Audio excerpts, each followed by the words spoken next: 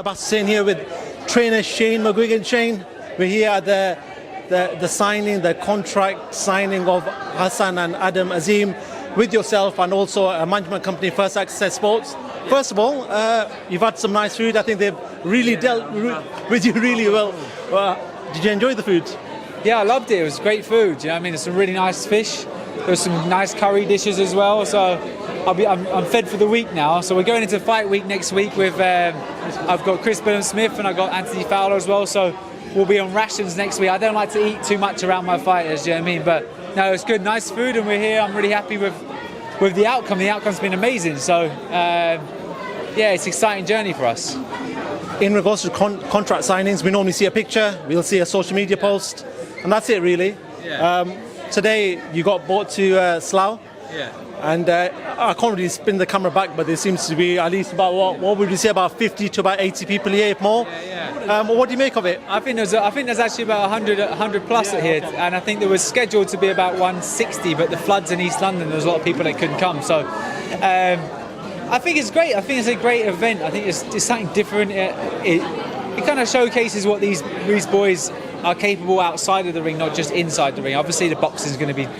It's going to be showcasing that, you know, once we get the fights rolling and stuff like that. But you know, it's also a huge event for these kids. Do you know what I mean? Like Adam and Hassan, they spent a long time in the amateurs. I think Hassan had about 87 amateurs. I think Adam had about 76. So that's a lot of years dedicated towards the sport of boxing. And you know, this is a big deal to go pro. And even though they've had their licenses for a bit, there's been some complications with you know, their situation and stuff, but I think it's a really interesting sort of thing to do. I think it's a great showcase for them, because it allows people to get to know them, get to know their team, and then, you know, we're going to be on this journey for a long time. Do you know what I mean? Adam's just turned 19, Hassan's 20, he'll be 21 in, I think, September. So yeah, it's a big occasion. Listen, what attracted you to the boys? I know Adam came in, and you mentioned it there when he came to spar Luke Campbell for his fight against Ryan Garcia, but there must have been something that you kept seeing when these boys kept coming in that sort of attracted you towards them.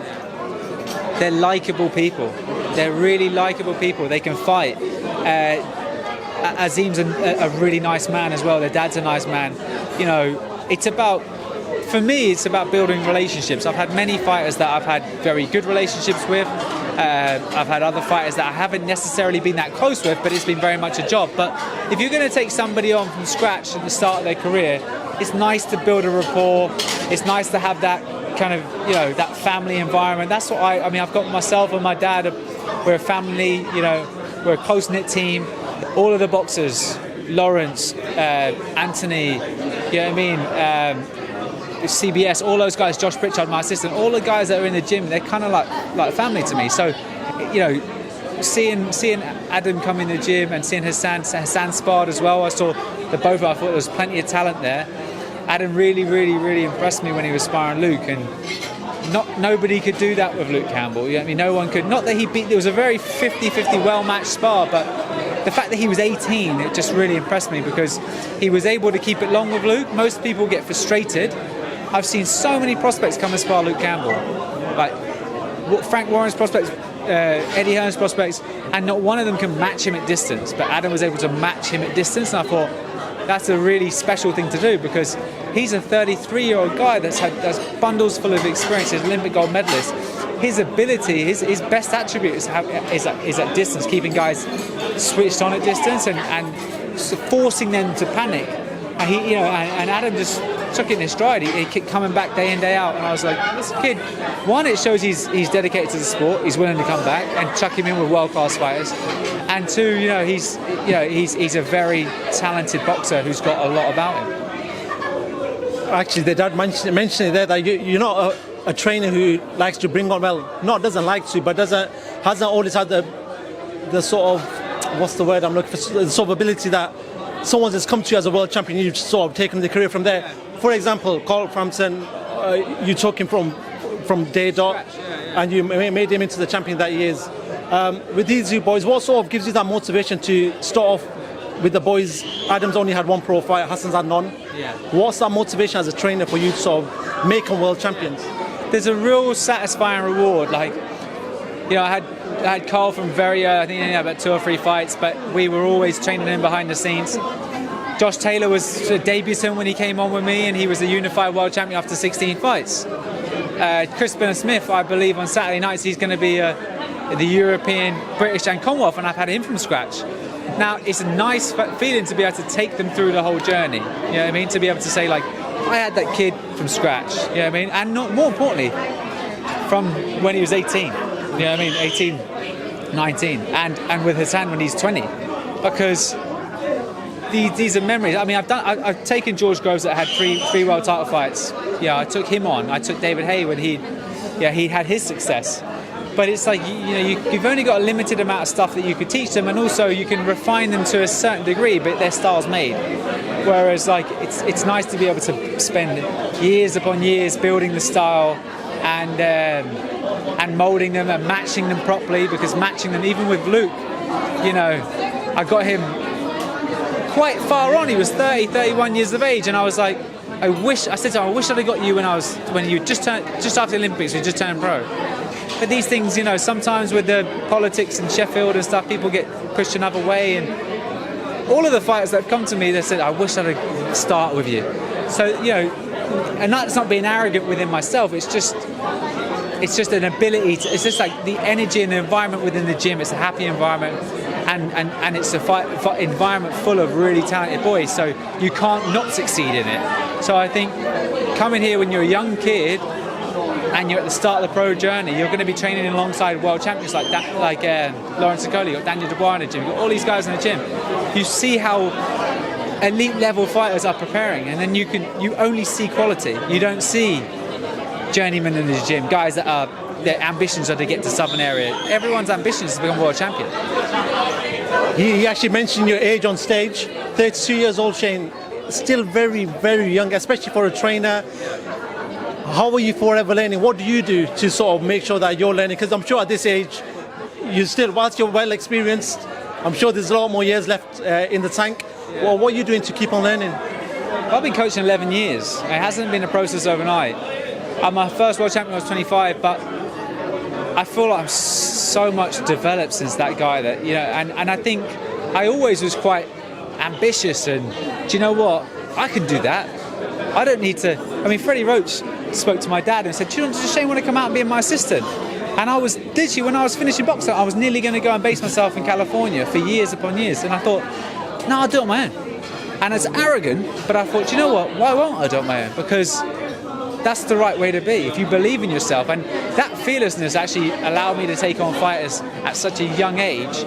But I've definitely fulfilled a lot more of my coaching ability. I understand the game a lot better. I've always had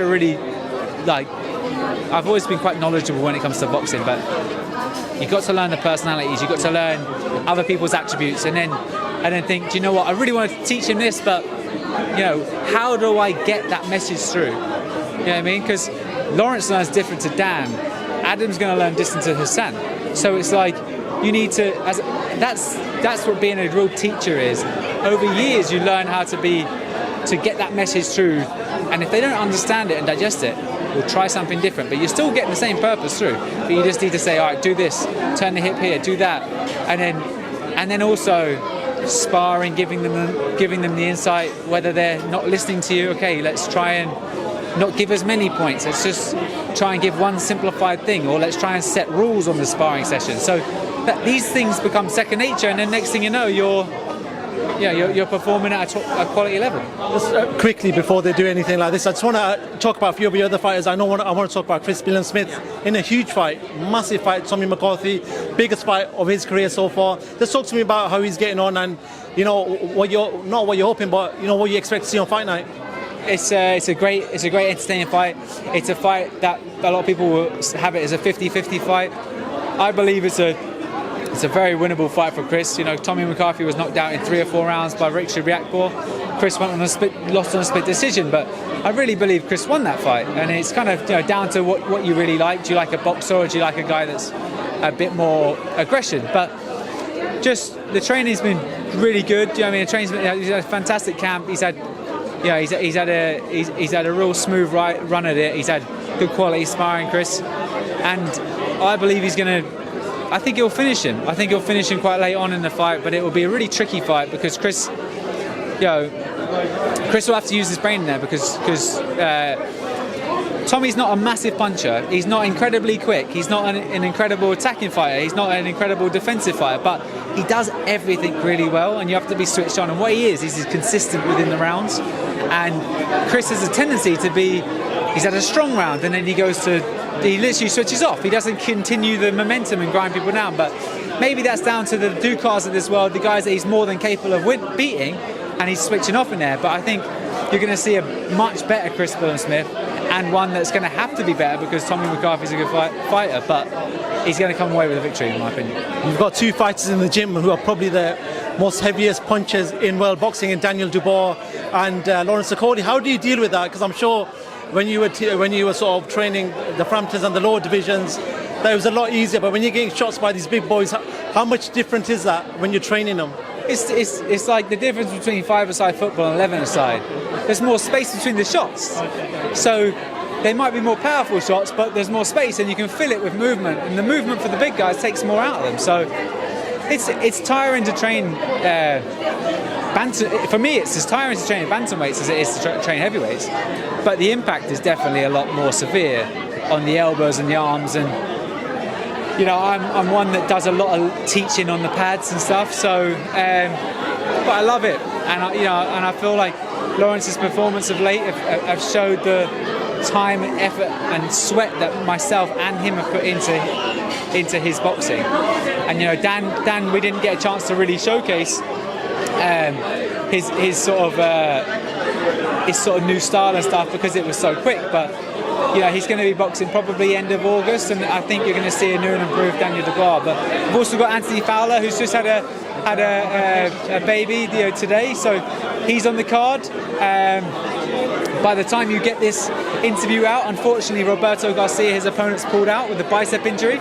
So we've got a guy called Rico Muller, I think his name is. So he's 28 or 29 wins, 3 losses. He boxed Jeff Horn and got stopped on a cut, but he was more than in the fight. So it's a pretty credible opponent at late notice, and it's just unfortunate that we put a lot of time and effort into Roberto Garcia, and he's had to pull out. Just 2 final questions. Joe Joyce fought yesterday against Carlos Takam. Only reason I'm asking you this because you're obviously training Daniel Dubois. They've had that fight, and hopefully we get to see a rematch in the future. But what did you make of Joe's performance last night? I thought he was one of his worst performances he's had. But you can never write Joe Joyce off because he can look terrible one minute and then he can come out and put on a great show the next. Do you know what I mean? So I just think style-wise, he doesn't like guys that are really short, bobbing and weaving. He finds it hard because he sort of zones in on them, and then next thing you know, they're looping shots over the top. He just looked a bit tentative. He looked like he wasn't punching through the target. He got the knockout, but that was an old Carlos Takam. Let's not make any. Let's not beat around the bush. He was a shell of himself, like compared to the guy that boxed AJ. I think the Derek Chisora fight really took a lot out of him. But Joe is a big lump. He's a huge lump. He's a very fit, strong, got a very good chin. Technically very limited, but technically very awkward as well. So he's a handful for anyone. I just don't think the top guys are going to beat him. The elite. I don't think he's going to beat the elite guys, but he's going to give them all a good run for their money. And I think in a rematch, I'd like to see Dan box him again because Dan's at the start of his career, and Joe, even though he's only had a small number of professional fights, he's had so much experience in the amateurs, and his body will start to slow down because he's 35, I think. Final question. Need to talk about the legend that is Manny Pacquiao in another humongous fight against Errol Spence Jr. I like to get a trainer's thoughts on fights. Talk to me about that one. How do you see that one playing out? Well, we just talked about Joe Joyce's age and his body slowing down, and I think Manny Pacquiao, he's 42, is he? 42 going into training camp against arguably, I think personally, he's the best 147. I really like Crawford, but I just think the stature of Spence, but we actually don't know how much that car accident's really taken it. He didn't look that good in his last performance. Don't know how much he struggled at the weight. Manny Pacquiao can definitely take a shot. He's only been sort of knocked out with a headshot once. But sometimes fighters just get old overnight, and it's really sad to see it. Bernard Hopkins was boxing far beyond his years, and then he just, against Joe Smith, he just got old overnight. And then you've got Oscar De La Hoya that was doing really well in his career, and then he boxed Manny Pacquiao, and he just aged overnight. So, and we looked at Floyd Mayweather the other day, and it's like that layoff. Even though he's only having these exhibitions, but you can see that he doesn't have what he used to have. I know he didn't train for it, but his body's slowing down. You can't beat Father Time. So I hope it doesn't catch up with Manny all in one night and he has a terrible performance. I think he'll put on a great show. I think he'll put on a great fight for 6 to 8 rounds, and then I think the size and the physicality of Errol Spence will start slowing him down. I don't think it could stop him, but I think it will be quite a wide points decision, maybe a late stoppage. Well, actually, final question. Talking about sort of legends in the sport, is there any fighter that you sort of send YouTube clips to your fighters, say, listen, watch what this guy does? Because I was talking to a few trainers, back then it was Lomachenko. I can remember talking to Ben Davison, and he was like, yeah, I send a lot of clips to my fighters about Lomachenko. Is there anything that you do with your fighters in regards to that? Well, what Ben has to realise is that there's only one Lomachenko. Right? You need to go for styles that I wouldn't send James Toney clips to somebody, because James Toney had an unbelievable chin. Yeah, I wouldn't send Canelo clips to someone. Like, would you send Canelo clips to a guy that's got vulnerabilities with his chin? No, because he holds his feet. So it's like, it's about figuring out what your fighter is capable of, and then actually going, I tell you what, like, this guy punches really long at range, like, you know what I mean? Like, I sent loads of clips of George Groves to Lawrence Okolie. I said, look at the way he utilises his jab. It's one of my other fighters as well, because I said, like, this is what he did well. Do you know what I mean?